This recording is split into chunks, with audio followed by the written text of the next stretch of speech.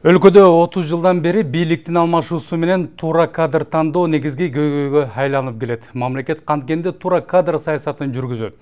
Баса белгилей кетүүчү жагдай элдин нараачылыгынан улам Бишкек шаарынын мэринин милдетин аткаруучу кызматына келген Эрмек Нургазиев кайра ишинен алынып, бир күндө 2 кадр алмашкан.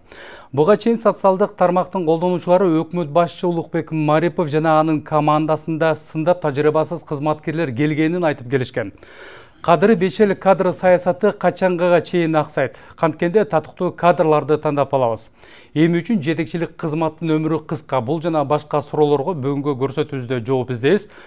Саламатсыздарбы урматтуу телекөрүүчүлөр, эфирде учурча көрсөтүүсү анын алып баруучусу Нургазы Жанбеков. Алгач студиянын коноктор менен тааныштыра кетсем, мен оң жагымда Жылызбек Турганов, коомдук ишмер. Ошондой эле Гүлэ Алмамбетова, мэрдин мурдагы кеңешчиси. Жана Мавлян Аскарбеков, 1-май райондук администрациясынын башчысынын орун басары. Саламатсыздарбы урматтуу коноктор, студиябызга куш келипсиздер.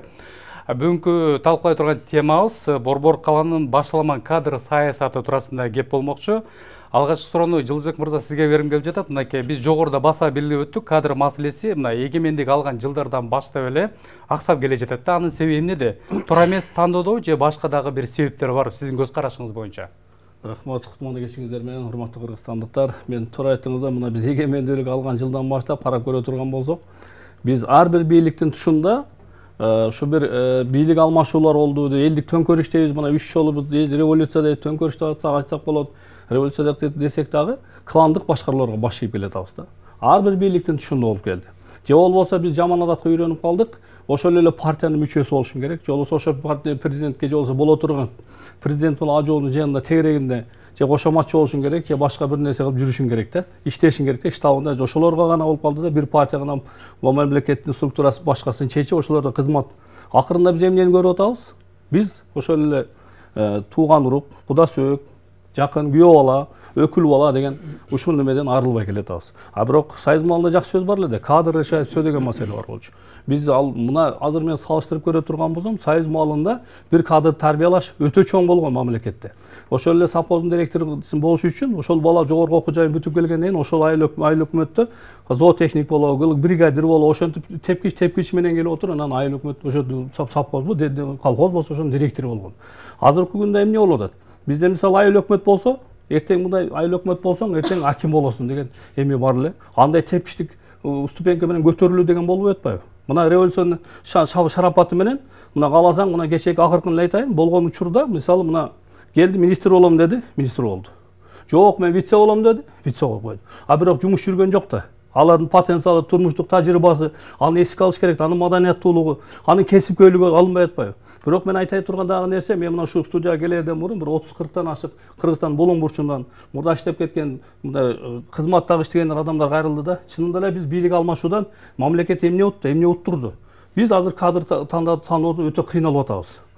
Анан айта турган нерсе, ошол ар бир бийликтин тушунда мэр болгон, губернатор болгон, аким болгон, зам министр болгон кадрлар бар. Аларды эмне үчүн биз колдоно албайбыз? Баардыгы жаман эмес. Ошонун учурдагы күчтүү иштеп келген адистер жөн эле революциянын шарапаты менен жумуштан алынып калып атат. Бул да туура эмес деп ойлойм да. Чоң рахмат. Гүлайым айтсаңыз, негизи эле ушул биз бүгүнкү басым жасай турган темабыз ушул Борбор каланын айланасындагы башаламан кадр саясаты болуп жатат да. Мынакей бүгүнкү күнгө чейин татыктуу же болсо ошол Борбор каладагы ошол мэриянын айланасындагы кадр саясаты башаламан жүрүп жатат да. Сиздин көз карашыңыз кандай ошого? Туруктуу бир жетекчини тандай албай жатабыз. Туура, абдан туура. Азыр абал анча эмес. Баягы мен баягы коллегаларым дайыма байланышта. Алар ушул өзлөрүнүн баягы кандай көйгөй болсо, кандай бир кеңеш сурап баардыгын чалышат. Гүл эже ушуну мынтип койду, тигинтип койду, сиз башкача жооп берчү эмес белеңиз, жардам берип койгула деп. Анан ошондо бооруң ооруйт, кадимкидей элечи. Жекем туптуура айтып кетти, ушул бир кадрлык бир маданият болуш керек да. Бул баягы эми мураскер эмес, бул анткени ар бир өлкөгө жасаган кызмат, бул ата энеңден калган кызмат эмес. Бул элге жасай турган, сенин өзүңдүн ачык жүрөгүң менен жасай турган жумушту аягына чейин жасашың керек. Анан кийин баягы колунан келбеген жетекчиликти такыр түшүнбөгөн киши келип туруп, ушул шайлоонун астында 4 ай калганда болгон жада кадрдык конструкциянын баарын бузду, орто эсеп менен баягы эң көп жумушту мисалы үчүн акимчиликте акимдин орун басары аткарат. Мэринен милдетин аткаруучу жасабайт ал жумушту. Кадимкидей эле башка адис жасайт, жөнөкөй адис жасайт, вице-мэр жасайт. Алардын баарына тең шарт түзүлдүбү? Түзүлгөн жок. Баары тең эле жеп жуткан деген чиновниктер деген болуптур, болгондур. Алардын баарына тең түйүнө Кудайдын астында Кудай жеткизет. Ал жалаңсы АКС менен эле ГКМБ жеткизбейт. Негизи Кудай бар. Кудайга ишениш керек, Кудайдан коркуш керек. Бирок ошого да караганда кандаган миңдеген кишилер жалдарап отуруп калышты да. Ушундай моралдык күчтү, ушундай рухту алып коет. Жетекчи жакшы болгондо кадимкидей эле баягы үй бүлөгө окшош болот да. Үй бүлөдө ата энең аяр мамиле жасап, сүйдү, анан кийин жанагы кадимкидей эле бул сый урматты жакшылап түшүндүрүп, айланып кетейин, мону туура жаза, анткени сенин жумушуң саган сен өзүңө жетет. Анткени башкаларда деген турмуш башкача да. Ар бир чечим кандай кабыл алса, ошону 1 сааттын ичинде ар бирөөбүз сезебиз. Автобус жүрбөй калабы? Жөө жүрүп калабыз. Таштанды жатып калабы? Өзүбүз эле чөгүп кетебиз. Свет жарык иштебей калабы? Караңгыда темселеп калабыз. Ошондо башкаларда бул башка маданият, башка турмуш. Анан ошол чечимдин өзүнүн тагдыры бир заматта эле тийип туруп өзүңдүн чокуңа жетет да, өзүңдүн башыңа жетет. Ошондо баш аламан аябай эле катуу болду. Садыр Нуркожоевичка мен ыраазычылыкты терең билдирет элем. Сиз жанагы милдетин аткара албаган кишини туп-туруп эле Бишкек шаарынын калаасынан алып койдуңуз. Сизге өзгөчө чоң рахматымды айтам. Анан кийин азыр бир жарым ай эле калды. Мына азыр шайлоого аттанып атабыз. Ошол кичинекей шайлоо калганда кайра структураны өзгөртүп, анан кийин структура, план болуп туруп, бул багытты алмаштырганда багытты механизмде керек да. Анын баарын ким аткарат? Ким ишине жүргүзөт? Ким анын баарын тең чыракты ким коет? Жолду ким салат? Ошону ойлош керек да. Түпкү максаттын натыйжасын сиз да аласыз. Баарыбыз тең шаардын тургунубуз да. Ошол жерде кендерди кесип салды милдеттин аткаруучу. Бул ошондой нерсеге барбаңыз деп азыр айтат элем азыркы милдет аткаруучуга. Бул негизи эле Азиз Эмилбекович Сурахматов кызматынан өз каалоосу менен кеткенде жакшынакай механизм калтырып кеткен. Анан кийин жанагындай сиз айтып кеткендей тиги төңкөрүштүн шарапатын баштарына кийип алып туруп анан башаламанда ар бирөөсү түзгөнгө баштады. Кадимкидей эле мына мурунку коррупционерлердин достору отуруп алды, келип алды. Алардын баардыгын мурун шаарга алып келген эмес, эч качан булар бир дагы пайда алып келген эмес. Кайра эле ошол пайдасыз маданиятты көрсөтүп, тажрыйбасыздыкты көрсөтүп кайрадан шаарга боор аябай ооруп атат, жүрөк аябай ооруп атат. Кандай сонун 2 жылда бир түнү, бир күнү эс албай жакшынакай иштеп багы чоң килтеген паровоз сыяктуу кылып туруп, көмүрдү аябай жүктөп туруп, аябай жүргүздүк эле. Азыр болсо паровоз эмес, темир жолубуз жок жолдочу. Чоң рахмат. Маалим мырза, бүгүнкү күндөгү ошол кадр маселеси, башкалма жүрүп жаткан кадр маселесине сиз көз карашыңыз кандай? Мен көз карашымда азыр эме туура жүрүп жатабы же туура эмес жүрүп жатабы? Андай сынды айткандан кармалып турайын, убактысы келгенде айтам. Мен азыр кадр саясатынын башка жагын айтайын. Бизде эки оратор бүгүн жетиштүү ченемди айтат деп ойлойм. Мен айтайын, 2018 жылы мен ушул кызматка аттанып атканда, менин кызматым бул административдик кызмат. Саясий кызмат эмес. Административдик кызмат деген мен кадимки эле эл катары кадр кызматына барып, тестти тапшырып, тесттен өтүп, анан жанагындай собеседование деп коет. Ал жактан өтүп, эссе жазасың, ошолордун баарын жазып, жакшынакай өтүп, бул кызматка келгем. Бирөө сүйлөп барып, бирөө сүйлөшүп алып барып отурускан жок. Сөзсүз сунуш болгон, ушундай кызмат орду бош, ушуга келип иштегенге макул болосузбу деп мен ойлонуп макулдугун берип, тесттен өтүп ошол жак кызматка келгем. Бүгүн дагы мына кече жакында тест болуп, жарандык активист, жаш активист Нурсултан Бейшенбек уулу деген өз күчү менен тесттен өтүп, баягы башка конкурстардан өтүп, бүгүн бир маптын башчысы болуп келди. Өз күчү менен. Мен бул менен айтайын дегеним, бүгүн күчтүү кадрлар бар. Бүгүн кечеги кадрларды жер алдынан казып чыгып, кечеги коррупцияга аралашкан, жыплас иштерге аралашкан кадрларды жер алдынан казып чыгып, үйлөп түздөп, экинчи уурдаба деп кызматка коюу бул жаңылыштык. Себеби бүгүн бүтүндөй бир жаңы муун, профессионал, билимдүү позициясы бар, эң башкысы көрүүсү бар, видение деп коет. Көрүүсү бар жана принципиалдуу кадрлар бар. Ошол эле мэриянын алкагында 5 жылдап, 10 жылдап бир кызматта иштеп жүргөн принципиалдуу кадрлар бар, мен коллегаларым бар. Алар эч жака жутунбай, бирөөгө акча берип, бирөөдү сүйлөшө коюп, бир кызматтан бир кызматка секирген эмес. Өз принцибинде, өз ишин татыктуу, ыйгарым укугун татыктуу аткарып жүргөн кызматкерлер бар. Маселе бүгүн кадр тандоо системасын оң жолго салыш керек. Тигинин таанышы, бунун таанышы, ишенимдүү киши, анан ал эле бул эле эмес. Бүгүн компетенттүүлүгүнө карап, анын позициясына карап, принциптерине карап, билимине карап кызматка тартуу бүгүн зарыл иш. Себеби мына ошол кадрлар жердеги маселени чечет. Ал эми ойду төөдө сүйлөгөн популисттер бир убакыт коомчулукту алдашы мүмкүн. Мен аны кыла коем, мен буну кыла коем деп. Бирок бир убакыт өткөндөн кийин жыйынтык болбогон соң эл дагы түшүнөт куру сөз экенин. Эми мынакей баса белгиге кетүүчү жагда мамлекеттик кызматка келгенге чейин жарандагы активисттер болуп жүргөн учуруңузда сиздин позицияңыз алда канча башкача болчу да. Бирок ошо мамлекеттик кызматка келгенден кийин өзүңүздүн оюңузду кене же болбосо ачык айкын билдире аласызбы сиз азыр? Кечиресиз, мен сиздин айтканыңызга кошула албайм. Менин позициям, менин принциптерим болбогон бир кызмат же андан жогорку кызмат болсо дагы өзгөрбөйт. Мен бул жашоодо бирөөдүн бир жерин кошомат кылып кызматка бара турган же бир кызмат үчүн өзүмдүн керт башым жана намысымды кече турган жигит эмесмин. Бул жашоодо менин позициямды, принциптеримди эч ким өзгөртө албайт. Кандай гана мамлекеттик кызматкер болбосун, азыр айтайын дегеним, мен бул кызматка макулдугун берип, кызматты аркалап жаткандан кийин мен мыйзамды сыйлайм. Мен мыйзамдын алкагында иш жүргүзөм. Муниципалдык жана мамлекеттик кызматкер жөнүндө мыйзамга ылайык мен өзүмдүн алып жүргөнүмдү, айтып аткан сөзүмгө мыйзамга ылайык иш жүргүзүшүм керек. Мен ошону айтып жатам бүгүн. Ал эми принциптерим боюнча, өзүмдүн позициям боюнча менин жеке баракчамда мен ачык айтып келе жатам бүгүнкү күнгө чейин. Эми Мавля мырза айтсаңыз, негизи эле ошол бүгүнкү күндө Борбор калаада буга чейин Балбак Төлөбаев мэрлик кызматты аркалап келген, анын милдетин аткаруучу катары.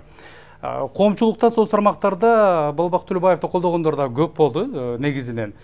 Бирок анын ишини сындагандар да көп болду. Сиз анын ишмердүүлүгүнө ошол иштеп жүргөн убакта кандай баа берет элеңиз? Мен дагы бир жолу айтайын, мыйзамга ылайык мен жогорку даражада, менден жогорку турган кызматкерлерге баа берүү, сындоо, иштеп кеткенден кийин да сын бере албайсыз. Сындаого мен моралдык жана мыйзамдык укугум жок. Өз убактысы келет, анын баардыгын мен айтып берем. Мен азыр процессти ичинен көрүп атам. Мен процесстин баарын байкап, бунун баарын эске алып атам. Бул айтыла турган сөз. Бирок азыр мен үстүртөн өзүм позициямды айтып коеюн. Буга чейин дагы айтып келгем. Азиз Эмилбекович кызматтан баш тарткандан кийин мыйзамга ылайык биринчи вице-мэр милдетин аткарыш керек эле.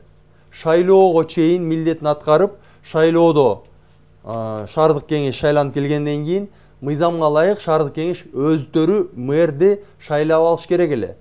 Жаңы мэр, жаңы программа, жаңы саясат, жаңы командасы менен келип иш башташ керек эле деген позициядамын. Азыр эмне болуп жатканын баарыбыз көрүп турабыз. Бирок мыйзам аткаруу бул жогорку жактагы адамдардын чечимине жараша болуп жатат. Чоң рахмат. Жылыбек мырза, ошол суроону сизге бергим келип жатат эми. Сиз кандай баа берет элеңиз? Мен эми чындыгына биз мындай ичинен мындай иштеп жүргөндөр жакшы билбесе биз тыртынан бизге эмне? Шаардыктарга биринчиден баягы айтсын пикир айтып койшоң ойда, бирок аны иш жумушка турмушка ашыруу өтө кыйын. Мисалы шаардыктарга бизге таза жолубуз таза, пробка болбосо, экологиябыз таза болсо, жолдорубуз кенен болсо, мисалы мында парковка дегенде болот, мусор кое турган жер, алда турган жерлер шундай болсо, ошондо айтат электе, мэр жакшы иштеп атат деген деп. Мен ошондуктан мен бирдеке деп айта албайм. Анан Биз ушундай болуп калдык, элибиз бүт саясатка аралашып кеттик да, кечке эле Facebook'тан чыгып эле антып атам, мынтып атам деген менен эч кандай деле бир өзгөртүүнү мен көрө албадым. Анан мен бир нерсени айтып коюшум керек Нургазы мырза. Мен айтып коечу, мына азыр мамлекетибиз, мына чындыгында элибиз акыркы мына президент шайлап алды да. 80% карапайым эл чоң үмүт менен шайлап алды. Мен айтайын деген мына азыркы өкмөт башчыга келген Улукбек Марипов, мен бул баланы жакшы тааныйм. Бул чынында эле бул саясатка аралашпаган, эч кандай бир эмселерге ыплас нерсеге аралашпаган жигиттердин бири. Мен ойлойм жаштыгына да карабай бул азыр жумушта туура алып барыш керек деп ойлойм. Ишенип турам. Анан мен өкүнгөн гана жерим, мисалы Мавлен мырза туура айтат. Биз кандай адамдар потенциал, кандай адам ал? Мына эртеден кечке эле айтып атат, коррупцияга аралашпаган, таза болуш керек. Эч бир эме саясат мындай ыплас нерселер болбогон, башка жактан окуганда да алып, кандай ошондой болбой атат да. Өкмөттө азыркы күнү оптимизация маселеси болуп атат. Бирок оптимизация дегенде максат болуш керек. Анын багыты болуш керек. Ошондо мамлекет эмне атат? Эгерде биз жөн эле акчалы кыскартабыз десек, анда баары эле жумуштан ала берсең андай болбойт да. Оптимизация маселеси болуп аткандан кийин мен азыр карап отурабыз. Баарыбыз карап отурабыз. Кимдер келип атат деген суроо болуп атат. Айтайын дегеним мына мисалы министр энергетиканы баштайын. Мына энергетика, топлик ресурсов баардык немесин бириктирип атат. Бирок ал кайсы анализдеп көрдүм, 2014-жыл бул Кубанычбек мырза келип атат кайра эле. Бул ошол маалда 2014 Муктубек Абдулдаевич, Өмүрбек Чиркешевдер көтөрчү мамлекетке 30 миллиондон ашык зыян келтирген деп шектелип кылмыш козголгон адамдар келип атпайбы? Эмне бизде башка кадрлар жокпу? Эмне бизде күчтүү билимдүү адистер жокпу? Мындай суроо жаралып атат. Экинчи маселе бул мына коргоо министрин айтып коюшум керек, Талай мырза жөнүндө деле. Бул деле коррупция менен шектүү болгон. Эмне бизде күчтүү башка жакта чет жакта окуп келген жаш адистер жокпу? Эмне үчүн бул караса болбойт? Жол транспорт, коммуникация деп атабыз. Аба жолдору, суу жолдоруна бүт ишинин баарын ошого берип атабыз. Коммуникация, бүт цифризация. Кечирип коебуз, бул кимдер кандай деген, бул турмуштук тажрыйба, кайсыл кесипкөйлүгү, канча жыл иштеген, стаж деген нерсени ким карап атат? Эмне үчүн муну карабаш керек? Бул алып барат деп Минтранспорт айтып коеюн, ошол эле энергетика өтө коррумпированный эмелер. Мен ошо илгери Жамшитбек Калиев жетектеп турганда орун басары 500 миң менен тендерди алды дегенде Жамшитбек Калиев күнөөсү болсо жумуштан алдым го. Андан кийинки келген министрде эки орун басары коррупцияны шектөө деп кармалганда деле кеткен жок го. Бул эмнеден баа берет? Эмнеден 30га жакын кылмыш иши козголуп тур. Бул эч кандай жыйынтык болбой атат. А энергетика азыркы күндө 137 миллиард сом биз карыз экенбиз. Биз бир нерсени айтып коюшубуз керек. Кыргызстан азыр экономикасы төмөндөп баратат. Биз кредиттин, гуманитар жардамчынын баардык нерсени эле жашап келатабыз. Биз муну унутпашыбыз керек. Чоң рахмат Жылдызбек мырза, кечиресиз. Эми ушул жаралып жаткан маселелердин бүт баары бар, ушул кадр туура эмес, кадр маселесине келип такалып жатат. Туура. Ошол ойду айткыңыз келип жатат. Борбор кала мэрия жөнүндө сөз кыла турган болсок, ойлойм. Негизи эле сиз бул тармактын отуна күйүп, суусуна чөгүп дегенде ушул тармакта көп жылдардан бери иштедиңиз да. Мэрлердин коррупциялык иштерге катыштыгы бар үчүн соттолгон көпчүлүк мэрлерди дагы билебиз, коомчулук дагы билет. Алардын айрымдары качып дагы жүрөт. Эми мынакей Эрмек Нургазиев 4 саат мэр болду деген дагы маалымат чыкты. Бул жөнүндө да коомчулук өзүнүн пикирин таратты. Арта таза эмес, мына Садыр Нуркожоевич өзү дагы арта таза эмес экен деп кайра 4 сааттык мэрден кийин кызматтан кетти. Сиз буга көз карашыңыз кандай? Негизи кандай мэр келиш керек сиздин көз карашыңыз боюнча? Сиз ушул тармакты көбүрөөк билесиз. Бул Бишкек шаар биздин башкы калабыз. Ошол башкы калага абдан калаада турган ар бир жашоочуну сыйлаган, өкмөттү эмес, ажоону сыйлабаган эмес, жөнөкөй жашоочуну сыйлаган киши келиш керек. Ошол киши кадимкидей эле ар бирибизге окшоп, кадимкидей эле жөө басып, талкаланган тротуарды ар бир канча жолу басып, батыңке менен мүдүрүлгөн киши келиш керек.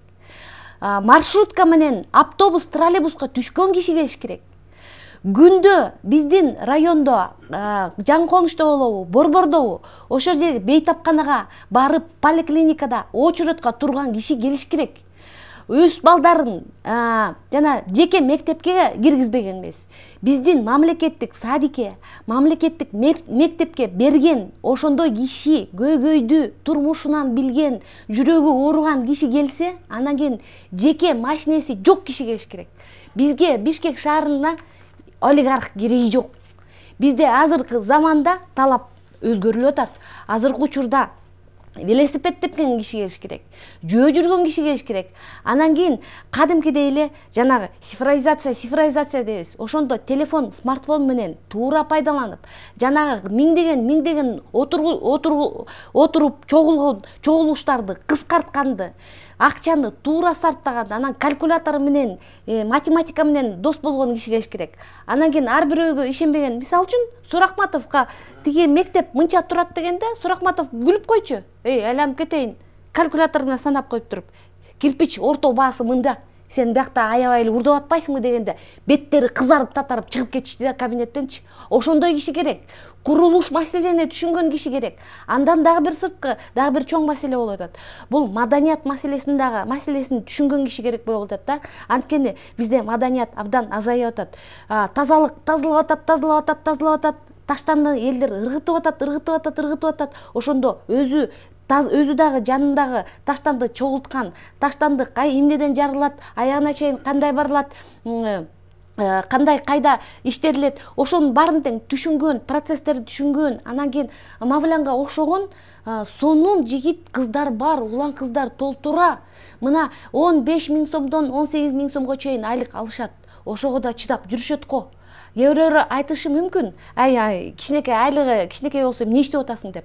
Мавляндан сурап көргүлөчү. Мавлян бир да жолу ыйлаган жок. Кыйналды. Биринчи жылы аябай эле кыйналды. Баарыбыз эле чуркап барып эле Мавлянды уйпалап салчу. Мавлян тетигини жаза, муну жаза депчи. Ошого да чыдады. Ысыкка да чыдады, суукка да чыдады. Ошондой кадрларды чакырган, ошончо канча сонун улан кыздар мэр болобу, мэрдин аткаруучусу болобу жанына туруп, тикеси менен тик туруп кызмат өтөгөнгө абдан муктаж көп.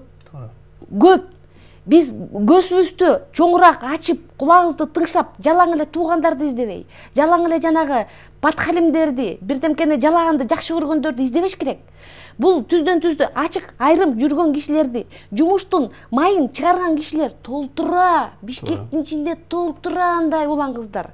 Ошондой мэр келсе, жүрөгү менен Бишкекти сүйгөн, Бишкекти чынында эле сүйүктүү шаарыбыз деген киши келет деп мен баары бир эле үмүттөнөм. Чоң рахмат. Кадр тандоодо калпсыз мамиле жасалып жатат деп айтышат серепчилер. Кадрлар даярдоо Советтер Союзундагы эң жөнөкөй кызматтан баштап жогорку кызматка чейин өстүрүү деген маселе каралбай калган деп серепчилер айтып жатышат. Буга көз карашыңыз кандай? Ошондой темп менен өсүш керекпи негизинен эле? Негизи айтайын дегеним, биздин бүгүнкү саясий оор акыбалды эске алуу менен бүгүнкү кызматтарда турган кызматтардын багытын, бүгүн мамлекеттин абалын алып келгенин эске алуу менен бүгүн бизде кадр маселесинде радикалдуу реформа жүрүш керек. Радикалдуу реформа деген кечеги эле Саакашвилинин жүргүзгөн реформасы. Ал түшүндү, сотторду эч качан оңдоп бүтө албайсың. Аларга 3 миллион сом төлөйсүңбү, өзүнчө квартира, машина бересиңби, алар оңдолбойт. Демек, толугу менен сотторду жаңылаш керек. ГАИни ал баары эле эшин жаап койгон. Эшин жаап туруп, ГАИни жаап салган 6 айга чейин. Жок, ГАИ жок эле жашап, 6 айдын ичинде жаңы адамдарды алып, окутуп, жаңы адамдар чыгарган. Бүгүн биз ошондой реформага барышыбыз керек. Бул керектүү нерсе. Себеби уйга жүгөн салабы, көнгөн адат калабы деп кыргыздар илгери эле айтып койгон. Айлыгын $5000 кылып койсоң дагы урдап жүргөн адам $50,000 ала берет. Ошондуктан бүгүн толугу менен реформа керек кадр жаатында. Ана мен сунуш иретинде айтып кетет элем, мына азыр оптимизация өкмөттү өзгөртөбүз деп жаңы структура түзүп атпайбы? Мен 2010 жылдагы бул маселени айткам, 2018 жылдагы бул маселени айткам. Биринчи административдик территориалдык реформаны жүргүзүш керек. Биринчи ошодон башташ керек. Административдик территориалдык реформа. Башкача айтканда, бизге бүгүн 453 айыл өкмөтүнүн кереги жок. 403 айылдык кеңештин кереги жок. Биз кыргыз мамлекети шайлоодон башы чыкпаган мамлекет болуп калдык. 453 айыл өкмөтүнүн шайлоосу күнүгө өтөт. Бирөө кетет, экинчиси келет шайлоо. 30га жакын шаарлар бар. 30га жакын. Ал жакта мэр, вице-мэр, аппарат, тигил бул, анын да кереги жок бизге. 40тан ашуун райондор бар. Анын да кереги жок бизге. Бүгүн административдик территориалдык реформадан башташ керек. Толугу менен түшүндүктүү оптималдуу кыска административдик территориалдык реформа жүргүзгөндөн кийин койгондон кийин анан ошого жараша биздики өкмөттүк структуралар түзүлүш керек. Керектүү министрликтер түзүлүш керек. Кереги жоктордун баардыгы оптимизация болуш керек. Министрликтердин санын кыскартуу бул оптималдаштыруу эмес. Себеби ал жакта оптималдаштыруу деген оптималдуу чечим кабыл ала турган жана эффективдүү иштей турган команданы түзүү. Максат ошо болуш керек. Ал эми 48 министрликтен 12-ни жазадык деген, бирок ошол эле штаттын калышы бул эч нерсени өзгөртпөйт. Бул бюрократияны көбөйтүп, баягы мамлекеттик кызматты оорлоштурат да. Эми айтайын дегеним, мен өзүм сунушум буга чейин айтып келгем, мына жакында дагы айтып келдим, ошол эле Бишкек шаарынын мэриясынын структурасы боюнча. Мен структураны өзгөртүү боюнча Сурахматов буга чейинки мэрге да айткам, Балбак Зырлыкычке да айткам, азыркы мэрге мен жолуга элекмин. Мен айтып атам, радикалдуу, кардиналдуу структуралык өзгөрүү керек. Эффективдүү структура түзүп, ал жака күчтүү кадрларды жакшы айлык менен алып келиш керек. Ошондо гана иштейт. Мен эмне үчүн бул кызматка бардым? Азыр интернетте ар кайсы НПОшниктер айтып атпайбы, жана НПОдо жүргөн менин тааныштарым бар. Аз айлык менен акта эмне кылмак элек, андай мындай. Ооба, силер аз айлыкка бул кызматка келбейсиңер. Силер деген 2000-3000 доллар жана НПОдон ар кайсы гранттардан акча алып иштейсиңер. Бирок бул кызматты да бирөө аркалаш керек да. Мен бүгүн айлыгымдын жартысын бензинге коротуп, эртеден кечке чейин ден соолугумду, нервимди коротуп, ушул жакта иштеп жүрөм. Кичине болсо дагы бир өзгөрүү болсун, кичине болсо дагы бир жылыштар болсун деп жана өзүмө дагы тажрыйба алып, эртеңки чоң жооптуу кызматка өзүмдү даярдап жатам. Мына менин мотивациям ошондо. Чоң рахмат. Ошол эле учурда Жылбек мырза жаңы кадрларды алып келүү керек деген дагы сунуштар болуп жатат коомчулукта. Сиз буга көз карашыңыз кандай? Эми мындай деп. Жаңы жүздөрдү деп атат жаңы кадрларды. Кыргызстанда 60тан ашык жогорку окуу жайлар бар да. Бул сырттагыларды айтпай эле коет. Мына Казакстан, Америка башка жака өзүнүн студенттерин, кадрларын окутуп алып келет экен. Өзбекстан башка бир мамлекет Кореяга окутуп келет экен. Ошолорду камсыздандырып окутуп келип, анан кийин өзүнүн мамлекетине алып келип, ошолордун окуган тажрыйбасын ошол жерге колдонот экен өзүнүн мамлекетиндечи. А бизде андай эмес да. Бизде байкуш барайын деп окуп келет, ал жерде эч кандай Кыргызстанда стимул эме жок да, бир мындай иштейин десең эч кандай айлыгы деле төмөн, анан бийлик алып кетет, элдин оюнда болуп калды да. Ошол жакта эле иштеген мен аларды деле туура түшүнөм. Мен түшүнөм. Мен дагы бир нерсени айтып коюшум керек, толуктап коеюнчу. Мен дагы ушу менен сөз кошулам. Мен коомдук кеңеш мүчөсү болдум Гамсумоодо. Мен айтып коюшум керек, туура айтып атат. Мен кээ бир айыл өкмөттөр көрдүм. 1,5 миң адамы бар, бир айыл өкмөт бар. 3 миң адамы бар, бюджетин карасаң, дотациядан чыккан айыл өкмөттөр бар. Ошондон буларды бириктиришке туура айтат. Анан мен айтып коюшум керек, мамлекеттик кызмат иштеп аткан булардын даражасын көтөрүшкө төмөн түшүп кетти буларды. Ошол эле губернатордун бюджети деле жок булардынчы. Булардын эчтекеси жок. Буларга мүмкүнчүлүк бериш керек, айлык көтөрүш керек. Туура айтып атат, 7 областтын кереги жок бизге. Кичине оптимизация кылыш керек. Алар деген негизги жумушу шайлоолуу. Ошол болуп атпайбы? Анан эч кандай мына чек ара чечилип, эчтеке чечилбейт. Ал болбогон кеп ал болот. Бул саясий ер керек. Ошол айыл өкмөттөрдү, акимдерди да бириктириш керек. Оптимизация, ротация да туура кылат. Ошо ротацияны кылыш керек. Илгери күчтүү адистерди артта калган райондордо айыл өкмөттөргө жөнөтүш, ошондой кылыш керек. Анан дагы бир нерсени айтып коюшум керек. Азыр келген мэрге мен деле Бактыбек мырзаны билем. Чүй областынын губернатору болгон. Мавлен мырза деп көзсө тааныйбыз. Мен колдойм бул кишини, балким иштеп кетет деген, потому что бунун турмуштук тажрыйбасы бар. Бирок мен өз кезегинде дагы айтып коюшум керек, мен Мавленди колдогом. Эмне үчүн бул жигит исти мына ошончонун баарын алып коюп, айлык аз болуп туруп, таланттуу мына өзүбүздүн кол арабызда жүрөт ушундай жигиттер. Эмне үчүн бул зам болуш керек? Эмне үчүн аким болбойт? Эмне үчүн вице болбойт? Эмне үчүн деген суроо бар. Эмне көчөгө барып кыйкырып чыгарбай койсо эле болбой калабы экен? Андай болбош керек. Потенциалын бул колдоно элек. Бул мен түшүнөм. Булардын энергиясы көп, билими талкан өтө көтөк булардыкы. Анан ошол кадрларды биз өстүрүшүбүз, карашыбыз керек. Бир гана жаман нерсе, таанышың болсо таңгасын, таанышың жок болсо маңгасын деген сөз келип атат да. Ошондон болуш керек, карашыбыз керек. Анан кадр десең бизде толуп атат, жакшы кадр, акылман, жакшы тамыры, таланты жок, таанышы жок. Бизде канча деген кадрлар күйүп кетип атат. Анан айлыкты айтып атам го, мамлекеттик эмени биз добровольно өтө төмөн түшүрүп салдык. Ошондон кайчы болбосо кичине айлыгын көтөрүп коюш керек. Гамсумого бирөө иштеген айтып атат, 7 миң, 8 миң экен. Эмнени уйлат эй? Кайсы үй билесиң багат ал? Ошондон мен ойлоп атам, реформа деген туура айтып атат. Реформа десе эле, оптимизация деле биригип алып мен ойлонуп карадым, анализ эттим да. Жөн эле да, ошол эле структура ошол эле калат экен да. Стат секретарлары кетет экен, 3 ай калбай калгандардын үчөөсүнө мамлекет айлыгын төлөп берет экен, анан дагы жумушу жок десең дагы төлөп берет экен. Ушул оптимизация бир мамлекетке бир пайда келиш керек да. Дагы сөзүмдү токтоп коюшум керек. Мен дагы айтып коюшум керек. Оптимизация маселеси болуп атканда кадрды деп атабыз. Биз кадрды чыгарды болуп атат. Мен бул жөнүндө президентке шек келтиргим келбейт. Мен ички иштер министрине айтып коюшум керек.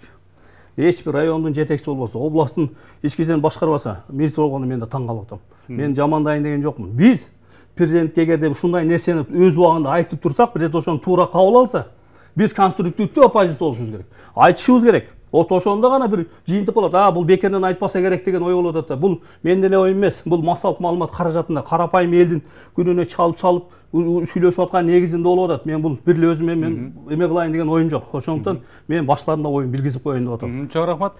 Гүлайым айтсаңыз, айрым серепчилердин пикирин эске алганда, демократиялык система курулмайынча кадр саясаты чечилбей тургандыгын айтып, шаар мэрин эл шайлашы керек деген дагы пикирлерин айтышып жатышат да.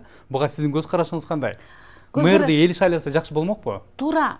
Бул негизи биздеги азыркы система бир топ европалык өлкөлөрүндө иштейт, жапжакшынакай иштейт.